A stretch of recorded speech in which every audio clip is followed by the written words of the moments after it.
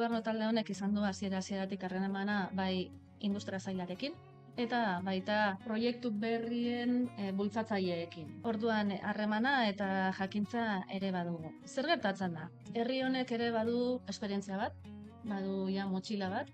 Denok gogoratuko dugu nola Glavistaren kasuan akordio bat lotu zen. Praktikamente martxan jarri behar zen Glavista, egunetara akordioa apurtzen edo erortzen utzi zen, eta ja espero genuen hori ezen gertatu. Eta bestetik ere uste dut Laudiok gutxienez oso ondo ezagutzen duela Guardian. Beraz, bakoitzak baloratzen du nola egin adierazpenak. Nire ustez, Aldun Nagusiaren baieztapenak hain positiboak, hain ausartegiak izan dira. Nik nahiago dut nolabaiteko bestelako kontekstu batetan kokatu eta zuhurtzia izatea momentuz diskursoaren tonoa.